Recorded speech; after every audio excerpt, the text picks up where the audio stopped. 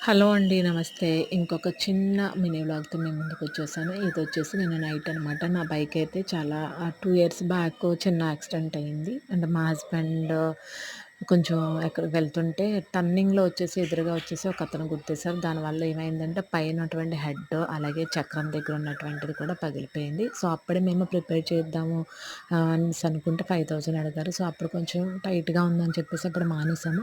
So, ఇప్పుడు ఉందని చెప్పేసి 2 ఇయర్స్ తర్వాత మేము అడిగి చేపించుకున్నామనమాట. అప్పుడైతే 5,000 చెప్పారు. ఇప్పుడొచ్చి 7,000 చెప్పారనమాట. అప్పటికి ఇప్పటికి 2 ఇయర్స్ ఎగస్ట్రా అయిపోయింది. సో, ఇవన్నీ కూడా కొత్తవే. అది కూడా ఒరిజినల్ అనమాట.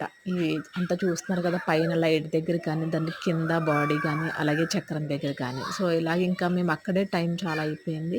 తిరిగి మళ్ళీ ఇంటికొచ్చేటప్పటికి 7:30, 7:45 అలా అయిపోతుంది. సో, ఇంక లేట్ అయిపోతుంది. ఫుడ్ వండుకోవడానికి ఇబ్బందవుతుందని చెప్పేసి వస్తూ మేము ఫుడ్ కోర్ట్ దగ్గర ఆగామనమాట. ఫ్రైడ్ రైస్ ఏదైనా తీసుకుందామని చెప్పేసి.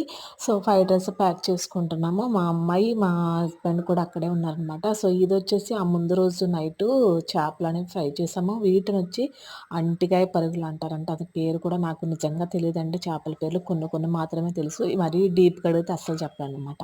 అవి ముందే ఉప్పు, కారం, అలాగే పసుపు అండ్ అల్లం వెల్లుల్లి పేస్ట్ ఏసి, కొంచెం నిమ్మకాయ పిండేసి ఒక అరగంట సేపు పక్కన కలిపి పెట్టేసాను. అండ్ తర్వాత వాటిని తీసి ఒక గిన్నె పెట్టి దాంట్లో 2 స్పూన్ల నూనె వేసి ఒక్కొక్కటి వేసేస్తున్నాననమాట. సో, ఇలా వేస్తున్నప్పుడు ఏంటంటే నా నుంచి చిన్న చిన్న పాటలు కూడా వస్తా ఉంటాయనమాట. ఒక్కదాన్ని ఇలా కిచెన్‌లో ఉండి వర్క్ చేసుకున్నప్పుడు చిన్న చిన్న పాటలు కూడా నా నోటి నుంచి వస్తూ ఉంటాయనమాట. సో, ఇప్పుడు నేను పెట్టలేదులెండి.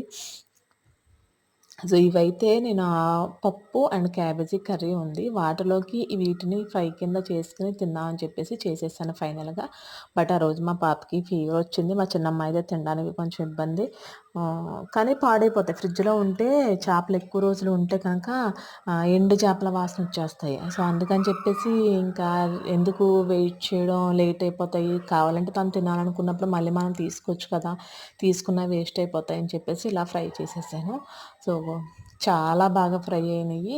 సో, టేస్ట్ కూడా ఎలా ఉంటదండి మీకు నేను చూపిస్తాను. ప్లీజ్ ఎవరైనా ఫస్ట్ టైమ్ కనుక ఈ వీడియో చూస్తుంటే ప్లీజ్ కొంచెం సపోర్ట్ చేయండి. సబ్స్క్రైబ్ చేయండి. అలాగే లైక్ చేయట్లేదు. సో, ఎళ్తున్నాయి, రీచ్ అవుతున్నాయి కానీ లైక్ అయితే చేయట్లేదు. సో, ప్లీజ్ చూస్తున్న వాళ్ళు కూడా ఆహ్, లైక్ కూడా చేయండి. సో, లైక్ వల్ల మీకు మనీ ఖర్చు అవ్వదని చెప్పేసి నేను అనుకుంటున్నాను. సో, మీ ప్రేమతో ఒక లైక్ వేశారంటే వీడియో ఇంకా రీచ్ అవుతుంది. సబ్స్క్రైబర్స్ కూడా పెరుగుతారనమాట. సో, ఫైనల్‌గా నేను వేడి వేడిగా రైస్ పెట్టేసుకొని పప్పు, క్యాబేజీ వేసుకొని, సో, చేపలు వేసుకొని తింటున్నాను. సో, టేస్ట్ అయితే చాలా చాలా బావుందండి. చాలా బావుంది. సో, మీరు కూడా ఎప్పుడైనా ట్రై చేయండి ఇలాగా. సో